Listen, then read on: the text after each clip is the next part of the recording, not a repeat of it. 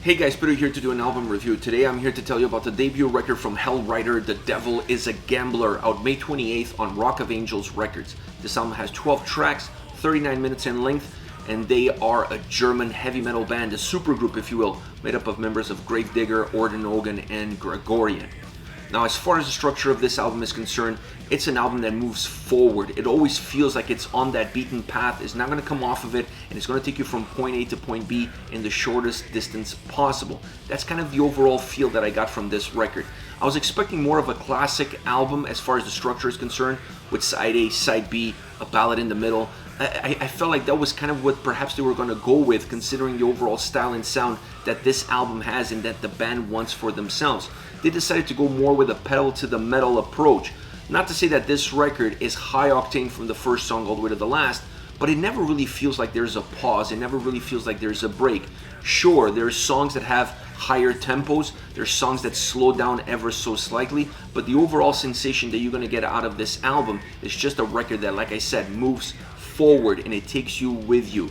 It moves and it transitions from song to song almost in a seamless fashion. It's not bumpy from that perspective. It doesn't make you reset with every single track. There's a sense of continuity through it. All of that really helps the overall playability of the album. Once you get into the soundscape, this is an old school heavy metal record from a sound approach. It has a lot of classic rock elements as well. But just because it's old school, it doesn't mean like it sounds like a record from the 80s. It has a lot of modern elements as far as the recording production is concerned. So you're merging an old school approach of sound, of creating heavy metal, with a more modern approach in terms of how you record it and how you put it forward to the fans. I felt like they found that perfect balance between those two worlds. So you have an album that sounds modern, that sounds fresh, but at the same time feels very old school and dated. I like this style, I like this approach, and it's a little bit refreshing because they were able to really combine these two styles well and bring forward an album that has a lot of power to it, that has a lot of well-defined boundaries within all the different elements. There's a lot of simplicity as well. It's not a complicated record from a soundscape approach. It's not like it has a lot of layers to it. Besides the guitars, drums, bass, vocals, that's pretty much in the forefront. Those are the driving factors of this album. And outside of that, you don't really see anything else coming into play that really changes the soundscape or changes the atmosphere of the record. So there's a little bit of simplicity to it that allows the album to be a little bit easier to digest. Once again, plays well into the overall playability of the album, into the style of the record, and what the band wants from their sound and from this debut album. Within that soundscape, I felt like the two pillars were really the drums and bass together as a combo, and then on the other side you have the guitars. The two are working in parallel. Sometimes they cross paths, sometimes they diverge from one another. The drums and bass really create the foundation of this album. They're really the strong base that allows everything else to come on top of it and have that fast forward motion that the overall record has. I like the sound out of those two elements, specifically out of the drums. The drums didn't feel flat. I was a little bit worried that they were going to come in with a more old school approach and perhaps lack a little bit of life. That was not the case. They felt very earthy, they felt very well grounded, but at the same time, they had depth of experience, depth of sound that really made the songs feel slightly bigger. Then you add the guitars. The guitars perhaps a little bit more eclectic, still that old school rock and roll heavy metal approach, but a little bit more eclectic, allowing the songs to move into different directions. So it's a record that has a constant soundscape. The style and the approach that you're going to get in the first song, you're going to get all the way throughout. What changes really is the dynamic elements that the guitars put into the forefront or bring into the mix that allows some songs to have faster tempos, slower tempos, a little bit more methodic, a little bit more aggressive. All of that is really coming from the guitars. I love the solos on this album as well. This is a record that you're going to get incredible solos at every single track. There's not really one song that you can walk away from it and say that perhaps the solo didn't belong there. This is a group of guys that really understands how you put a track together if you want to create a pure heavy metal sounding record.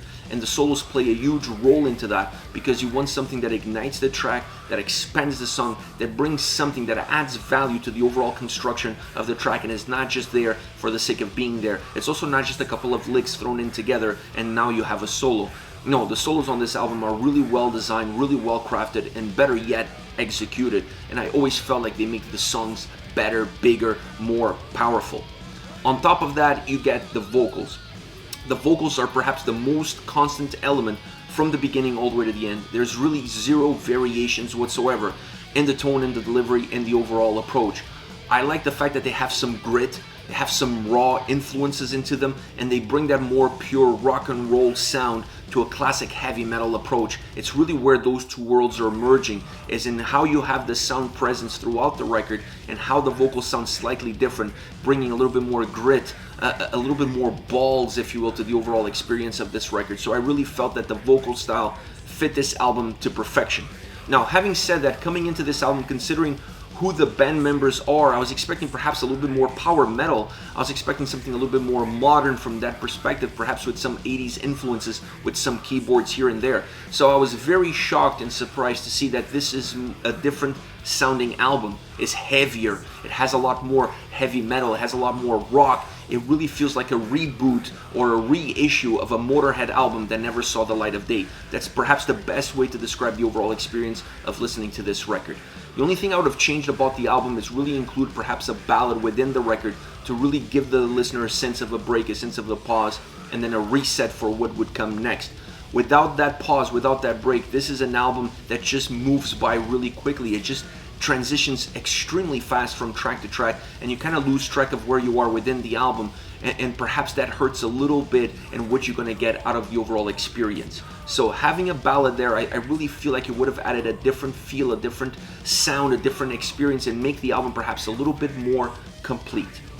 Now, as far as favorite songs are concerned, I really enjoy this record, so it's really hard to pick three, but I wanted to pick three tracks that offer something different, not necessarily my favorite songs, but the ones that I felt like broke apart from each other and gives you a better idea of what this whole record is all about. Starting off with Hellryder, great tempo, driven with a bite, a song that really has some meat on the bone. The transition between verses and chorus is so smooth, you almost don't notice one ending and the other one starting until you're already there. The chorus is perhaps a little bit more melodic, not overly melodic, but a little bit more melodic, and that really helps with creating that break between the two. If it wasn't for that, they would be exactly the same. The solo that comes after the second chorus is just phenomenal. It adds a lot of melody to the track, it expands the song, and it really takes the track into a different plateau. It makes the song feel slightly different during that period of time. It resets the song, and then it allows you to go back to the original formula so that you can close off this track exactly how you started. Overall, the drum sound is magnificent, the guitars are very driven, and the vocals are just that bow that ties everything up. Next, Chainsaw Lilly, great guitar sound from overall song. Like, this is a guitar driven song. I just love how the guitars sound on this track. The drums offer a lot of power to the song. They really ground the track. They give the song some important foundation, but this is all about, at least to me, it's all about how the guitars come across in the tone and in the delivery. It has pounding verses and perhaps a little bit more methodic chorus, so there's a clear break. This one is not as smooth as far as the transition goes from one to the other. You could feel exactly where one is ending and where the other one is starting. It just kind of mills it in a little bit more as far as the overall structure is concerned. The lyrics help with the chorus, making the chorus very hooky, very catchy, but the solo is just outstanding. One of the best solos on the album is on this track, at least to me. I just love the way it sounds. It has a neo-classic vibe.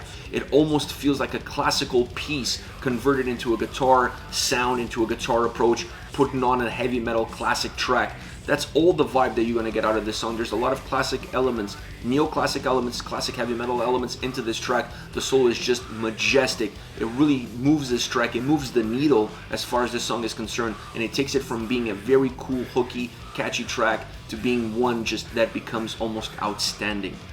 Last but not least, Passion Maker. This is an interesting choice. The reason why I picked this track is because it really encompasses what this album represented to me. When I was listening to this, I really felt, like I said earlier, like I was listening to a reboot, a remake, a reissue of a Motorhead album that has never been released. This song really represents that style, that sound to perfection, from beginning all the way to the end. It felt like I was listening to Hellraiser from Motorhead in terms of the song construction, the sound approach, how the track is put together, how it feels. Even some of the melodic tones in the vocals reminded me of Lemmy, reminded me of Motorhead. So this song is a pure representation of what this album is all about as far as vocals, lyrics, and music is concerned. This is it. This is Hellryder with The Devil is a Gambler, out May 28th on Rock of Angels Records. Let me know your thoughts on the band, on the singles. Use the comment section below. I'll be reading those and getting back to you. Take care, guys.